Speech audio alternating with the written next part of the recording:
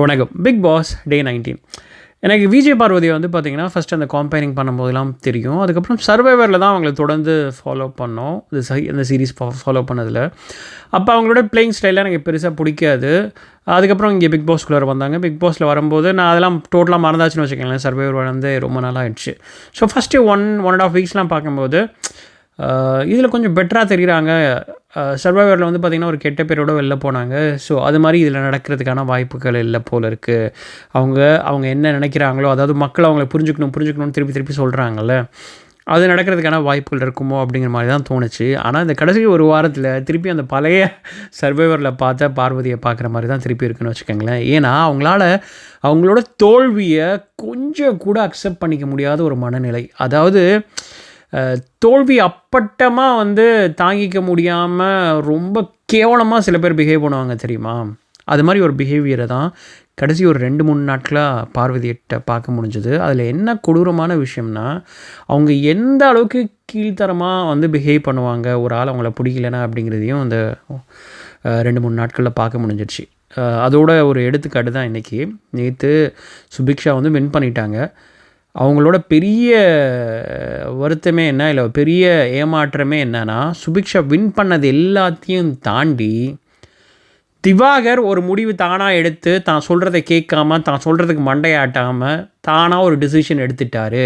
தன்கிட்ட இவ்வளோ நாள் வந்து மண்டையாட்டிருந்த ஒரு ஆள் வந்து தான் சொல்கிறத கேட்காம இன்றைக்கி அதனால் சுபிக்ஷா ஜெயிச்சிட்டா அப்படிங்கிறத அந்த அம்மாவால் அக்செப்டே பண்ணிக்க முடியல.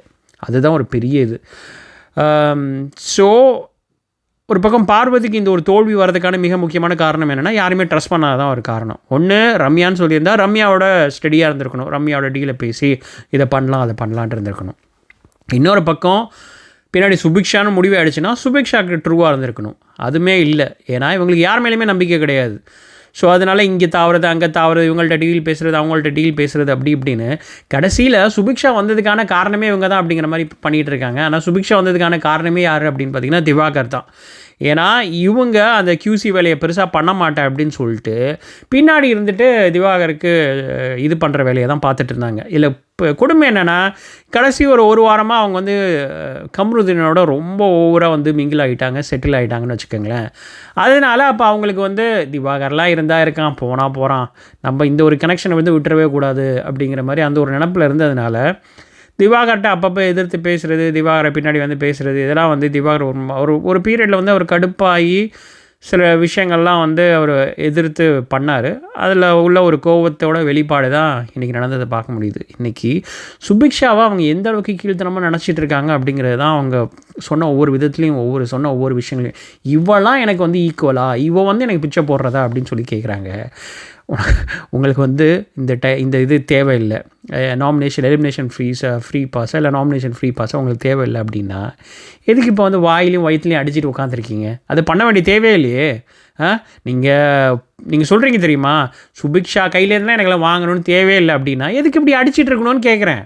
இதில் வந்து ரொம்ப கொடுமையான விஷயம் என்னென்னா, சுபிக்ஷா வந்து இவங்களுக்கு கொடுக்கலன்னா சுபிக்ஷாவை எக்ஸ்போஸ் பண்ணுவாங்களாம். இது மாதிரி என்கிட்ட டீல் போட்டு அவங்க வந்து அப்படி தான் வின் பண்ணாங்க அப்படின்னு.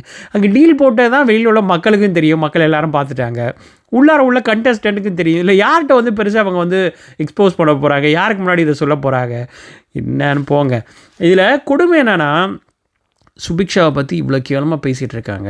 இன்னொரு பக்கம் கம்ருதீன் கூட தான் இருக்கார், வாயே திறக்கலை. அப்போ இவங்க வந்து பாரு வந்து அப்பப்பெல்லாம் கெட்ட வார்த்தைகள் பேசுகிறாங்க, அதெல்லாம் மியூட் பண்ணுற ஒரு நிலமையில் இருக்குது. அதுக்கப்புறம் அங்கேருந்து திவாகர் வர்றாரு. திவாகர் வந்தோடனே திவாகர்கிட்ட வந்து எப்படி ஆரம்பிக்கிறாங்க, என்னை ஏமாற்றிட்ட, நீ நல்லா என்னை நம்ப வச்சு கடுத்தறுத்துட்ட அப்படி இப்படின்னு முழு பழியும் அவங்களோட தோல்வியை வந்து இன்னொரு ஆள் மேலே பழியை தூக்கி போடுற மாதிரி அதை போட பார்க்குறாங்க. அதுக்கு கம்ருதீன் வந்து ஆமாம் ஜால்ரா அப்படிங்கிற மாதிரி அவர் உட்காந்து ஜிங் ஜான் அடிச்சிட்டு இருக்காரு. இது பத்தாதுன்னா அங்கேருந்து வினோத் வந்து பார்த்திங்கன்னா இவரை வந்து கண்ணா பண்ணான்னு இதுதான் ஒரு சிச்சுவேஷன். எல்லாரும் வந்து வினோத் வந்து ஃபன்னுக்காக பண்ணுறாரு, திவாகர் வந்து வினோத்தை புரிஞ்சிக்கல அப்படிங்கிற மாதிரிலாம் சில பேர் பேசிகிட்டு இருக்காங்க. ஆனால் உண்மையில் என்னென்னா, திவாகரை வந்து எவ்வளோ மட்டமாக ட்ரீட் பண்ணுறாரு, எப்படி வந்து திவாகர் மேலே ஒரு காழ்ப்புணர்ச்சியில் இருக்கார் வினோத் அப்படிங்கிறது நிறைய இடங்களில் வந்து பதிவாகுது. அதாவது திவாகர் எதிராக யாராச்சும் பேசிகிட்டு இருந்தால் அந்த இடத்துல போய் திவாகரை வந்து மட்டம் பண்ணி, நீ இது மாதிரி ஒரு ஆள் தாண்டா, பொண்ணுங்கள்னாவே உனக்கு வந்து இதை பண்ணுவேன் அதை பண்ணுவேன் அப்படிங்கிற மாதிரி ரெஜிஸ்டர் பண்ணிகிட்டு இருக்க வேலையை பண்ணிக்கிட்டே இருக்கார். இன்றைக்கி அந்த சண்டை அவ்வளோ பெருசானதுக்கான காரணமே வினோத் தான். அதுக்கப்புறம் இப்போ கம்ருதனுக்கும் இவருக்கும் வினோத்துக்கும் என்னங்க டிஃப்ரென்ஸு?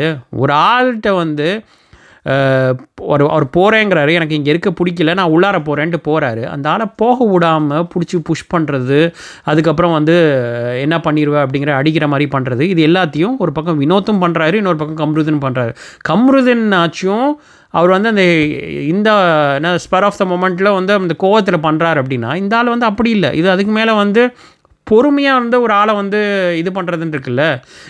இவங்க எல்லாருக்குமே என்னென்னா திவாகர் வந்து எப்படியும் வந்து அவங்கள திருப்பி அடித்தா கூட அடிக்க முடியாத ஒரு நிலைமையில தான் இருப்பார் அப்படிங்கிற ஒரு இதில் தான் அவங்க எல்லோரும் பண்ணுறாங்க.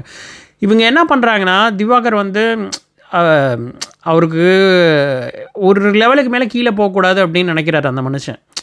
அவர் வந்து பண்ணுறது எல்லாமே கிறுக்குத்தனமாக பண்ணாலும் அந்த பேச்சுவார்த்தையில் சொல்கிற வார்த்தைகளாகட்டும், இல்லைனா பிஹேவ் பண்ணுற விதங்களாகட்டும், அது கொஞ்சம் கிளாஸாக இருக்கணும் அப்படின்னு நினைக்கிற ஒரு ஆள். அதனால தான் அடிக்கடி தன் படிப்பை பற்றி சொல்கிறாரு. நான் என் லெவலுக்கு நீ இல்லை அப்படிங்கிறத அவர் திருப்பி சொல்கிறதுக்கு காரணம் வந்து இவர் வந்து உடனே அதை மாற்ற முயற்சி பண்ணார். தெரியுமா, உனக்கு இன்ஃப்ளூயன்ஸ் இருக்கா, இது பண்ணிருக்கேன், என்னை வெளில வந்து காலி பண்ணிடுவேன் அப்படின்லாம் கம்ருதன் பண்ணார்ல. ஆனால் அங்கே திவாகர் மென்ஷன் பண்ணுறது என்னென்னா, நான் படித்தவன் மாதிரி நான் பிஹேவ் பண்ணுறேன், உன் லெவலுக்குலாம் என்னால் இறங்கி பிஹேவ் பண்ண முடியாது அப்படிங்கிறத அந்த ஆள் சொல்கிறாரு. சொல்கிற வர பாயிண்ட்டு இந்த திவாகர் வந்து ஒரு பக்கம் வினோத், கம்ருதன்னு, பாரு இதெல்லாம் வந்து பார்த்திங்கன்னா வச்சு அவங்களோட எல்லா விஷயத்தையுமே வந்து இவரை வச்சு எப்படி தீர்த்துக்கிறாங்கன்னு வச்சுக்கோங்களேன். அதுக்கப்புறம் இந்த வாரத்துக்கான ஒஸ்ட் பர்ஃபார்மர் சொல்லுங்கள் அப்படிங்கும்போது அரோரா வந்து பார்த்திங்கன்னா ஃபஸ்ட்டு திவாகர் வந்து வினோத், கம்ருதன்னு சொல்கிறாரு. அரோரா வந்து பார்த்திங்கன்னா பாரு அண்டு திவாகரை சொல்கிறாங்க. இல்லை வினோத் கம்ருதன் சொன்னார் அப்படின்னு தான் நினைக்கிறேன். இல்லை வினோத் அண்டு சரி ஞாபகம் இல்லைங்க. கெமி வந்து பார்த்திங்கன்னா பாரு கம்ருதன் சொல்கிறாங்க. கனி வந்து பாரு கம்ருதன் சொல்கிறாங்க. வியானா வந்து கம்ருதன் கலை சொல்கிறாங்க. கலை வந்து பார்த்திங்கன்னா வினோத் அண்டு பாரு அப்படின்னு சொல்கிறாரு. அதில் பாரு சொல்கிறதுக்கான காரணம் என்னென்னா, அதாவது கூட உள்ள நண்பர்களுக்கே வந்து சரியான வழி நடத்துறது கிடையாது. கம்ருதன் வந்து தப்பு பண்ணுறான்னு தெரிஞ்சும் அதை திருத்துறதுக்கான வழி பண்ணுறது கிடையாது அப்படின்னு. இல்லை நீ பண்ணுறது தான் கரெக்ட் அப்படிங்கிற மாதிரி இன்றைக்கி கூட அப்படி தான் பேசிகிட்டு இருந்தாங்க. கம்ருதன் வந்து பார்த்திங்கன்னா துஷார்ட்ட வந்து சொல்கிறாரு, நீ man to man distance maintain பண்ண மாட்டேங்கிற, நீ வந்து ஒரு மேன்லியாக பிஹேவ் பண்ணலை இப்படிங்கிற மாதிரிலாம் பேசுகிறாரு. அதை பேசுகிறதுக்கு முதல்ல அவருக்கு அருகதை இருக்கா? இன்னொரு பக்கம் இவரை எப்படி ட்ரீட் பண்ணிகிட்ருக்காரு, யாரை திவாகரை எப்படி ட்ரீட் பண்ணிகிட்ருக்காரு, அதே மாதிரி தான் ட்ரீட் பண்ணிகிட்ருக்காங்க. மேன் டு மேன் மாதிரியே பிஹேவ் பண்ணுறீங்க. இதே வந்து இவர்கிட்ட துஷார்ட்ட போய் அதை பண்ண வேண்டியதுன்னா துஷார் வந்து திருப்பி கொடுத்துருவார் அப்படிங்கிறனால தான் துஷார்ட்ட அதை பண்ணுறது கிடையாது. ஒரு வாட்டி பண்ணதுக்கப்புறம் கூட்டம் சேர்ந்ததுக்கப்புறம் அதை விட்டுட்டார். ஆனால் திவாகரை எந்த அளவுக்கு வந்து அவர் வந்து புஷ் பண்ணிக்கிட்டே இருக்கார் அப்படிங்கிறத நீங்கள் போய் பாருங்கள். என்ன எபிசோடில் பார்த்தீங்கன்னா தெளிவாக தெரியும். ஆனால் வெளியில் வினோத்துக்கு சொம்படிக்கிறதுக்கு ஒரு பெரிய கூட்டமே இருக்குது. காசு வாங்கிட்டானுங்களா அப்படின்னு தெரியல. பெருசாக ஒரு பெரிய பிஆர் வேலை நடந்துகிட்ருக்கு அப்படிங்கிறது மட்டும் நல்லா தெளிவாக தெரியுது. அதுக்கு இன்னொரு பக்கம் திவாகரை போட்டு அடிக்கிற வேலை அப்படிங்கிறதும் தொடர்ந்து நடந்துக்கிட்டே இருக்கிறதுங்கிறதையும் பார்க்க முடியுது. அப்புறம் விக்ரம் வந்து பார்த்திங்கன்னா ஆதிரை பாரு அப்படின்னு சொல்கிறாங்க. அப்புறம் ஆதிரை வந்து அந்த இதை ஒன்று தூக்கி போட்டிருப்பாங்க போல இருக்குது, அதுக்காக அதை சொல்லியிருக்காரு.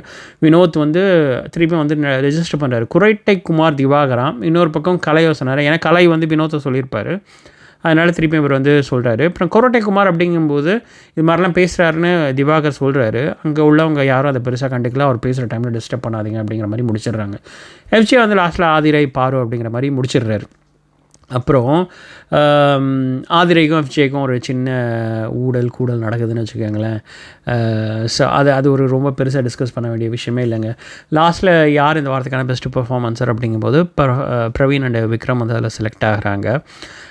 இது முடிஞ்சதுக்கப்புறம் ஜெயிலில் வந்து கான்வர்சேஷன் நடக்குது. அதில் வந்து திருப்பியும் அந்த பெஸ்ட்டு பர்ஃபார்மர் சொல்லும்போது இவங்க யார் சுபிக்ஷா வந்து சாரீ கட்டிட்டு வராங்க. இவெல்லாம் சாரீ கட்டிட்டு வரதை பார்க்க வேண்டியதாக இருக்குது அப்படிங்கிற, இவங்களை வந்து திருஷா மாதிரி இருக்கான்னு நினச்சிக்குவா அப்படிங்கிற மாதிரி.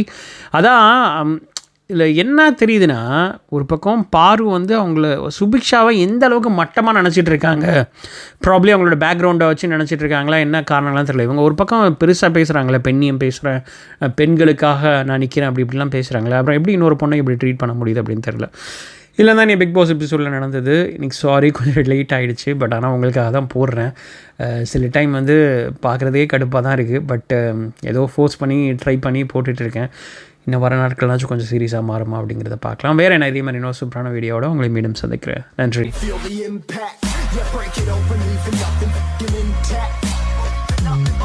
Hey yo, you've been hacked. This safe hard in, but I found it, homie, been cracked.